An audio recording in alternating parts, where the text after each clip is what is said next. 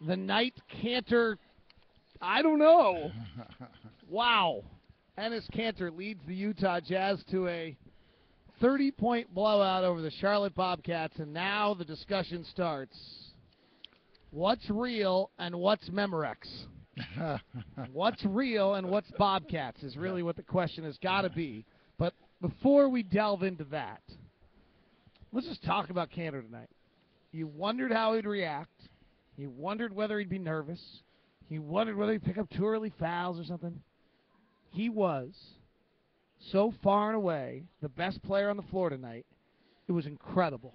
It was fun watching him play. And I say that for a couple of reasons, because we wondered all season long, what kind of player does he have the potential to be. Now, this is the Bobcats. And I was worried about Kanter staying on the floor. I don't think he had, one foul in the ball game. And I was still worried about him just trying to be too aggressive offensively and getting himself in trouble and coming out, getting taken out of the ball game. That didn't happen. And as a result, he ended up having a career night just across the board. Minutes played, offensive rebound. I mean, everything fell right into the hands there of Kanter. Hits that first jump shot straight away. Yeah. And it seemed to kind of just get him going. Yes, I can. But more, I'm not sure he's ever doubted himself. If you really look at his career, he starts at 14. Within the first year he's ever played the game, he's dominant in the U16 Europeans. Within 3 years of playing the game, he kicks the crap out of Jonas Valanciunas in the semifinal game at U18s. He then, at 19, goes to Turkey, doesn't play, and dominates the Hoop Summit game and gets drafted in the NBA. Why should this guy think that he's not going to be able to do this? Some guys just mature faster and they pick up things faster. His father didn't want him to play basketball, and all of a sudden here he is in the NBA after starting playing at 14, as you just mentioned. But the progress and the way he's improved, and you talked about that jump shot. I'm not surprised at that jump shot. I watch him knock those jump shots down all the time, and he definitely has the confidence to do all those things. Before the ball game, I was trying to do some prep work here, and I was looking at his numbers, and then I put together what is his numbers per 48 minutes.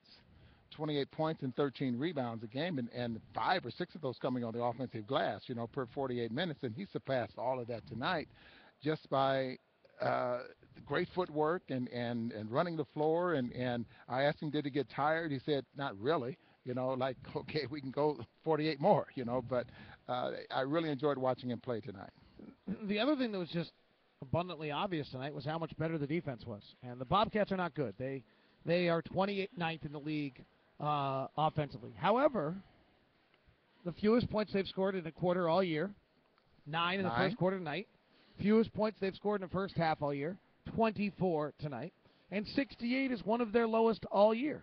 So as much as they're terrible, the Jazz made them worse than they actually usually are. Yeah. And to some extent, that validates how good this team was defensively on the floor tonight. Yeah, absolutely. So we talked enough about Kanter and how well he played, but, we had some other young guys that were question marks and that stepped forward, had big nights.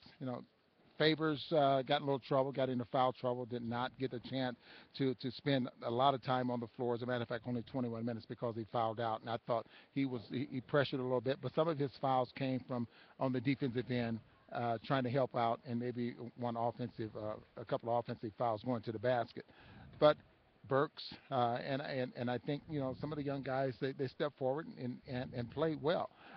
Coach Corbin had to be very pleased with this because you lose 33, 34 ball points a game with Jefferson and Millsap being out, and so immediately you're wondering where are my points going to come from, and how are we going to get them in order to win the basketball game. But it was quickly, I thought in that first half, it was noticeable that the Jazz were, even though they were playing very young players, that they were the superior team.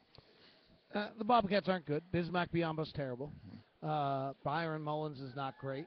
Their backup centers are pretty, Jop's not very good.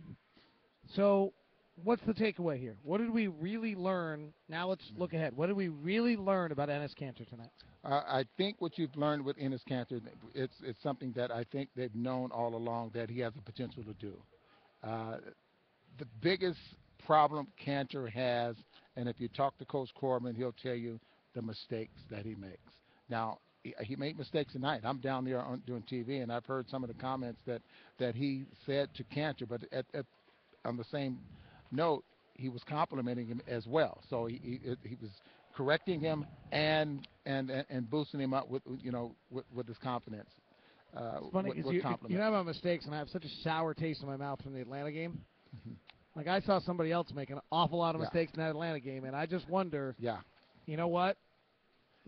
I hear you, David. I know exactly what you're saying, but every coach, every team, there's one.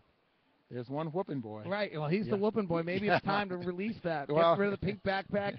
Get rid of the errands that he had, and let him go. I'm not saying, but I think he earned the right tonight that if he's playing well, the automatic substitutions don't have to happen quite the same way. And they didn't. They didn't happen. No, I'm just saying when everyone's back. Right. I mean, I think he's earned that. I mean, it's kind of like the young quarterback who's got all the talent. If the offensive coordinator doesn't believe he's going to run the right play, even if he makes this incredible throw, the offensive coordinator is too scared to call the play the next time. Yeah. I feel like hopefully he broke through that a little bit tonight because I think the question always was you just didn't always believe he would make the right decisions, and tonight he was pretty darn good. I thought Burks was good, too, on Kemba Walker. I thought that's worth noticing. And Jeremy Evans, who we've wondered if there was an NBA skill in there, and he and I have argued, and he's argued he can hit that jumper. I'm like, why don't you ever take it? And tonight, up 30, he finally relaxed, took it, and made a bunch of big shots. And to add to what you just said, again, down there on TV, and Coach Corbin definitely is right there in front of you, which sometimes where you can't even see or broadcast the game. He was telling Jeremy Evans, shoot the basketball. And the next time down the floor, he knocks down a shot, and he never looked back. So, well, it's an interesting night to chew on because the Bobcats are awful. And so it's not quite crystal clear how much you can take from it. You got number geeks like me that will tell you that the best defense that we have is anytime Cantor and Favors are on the floor. They're usually against second-team guys, and they generally are against second-team guys all night tonight. But there were some things tonight that were just dramatically, noticeably different than anything we've seen all year long. What I'm going to take from this, David, is that if the Jazz didn't win this basketball game, how poorly, what does it look like? So they did what they had to do to win the basketball game, going out on the road, knowing that, okay, we could have Jefferson and Millsap back maybe on Monday or Tuesday, and hopefully the Jazz can win at least 2 of those ball games. And if they're not 100%, you got to feel pretty comfortable with what we saw tonight. With what we saw tonight. Bobcats are awful. Cantor was great. Now you can chew on it. On behalf of Ron, I'm David. Have a good night. Be safe.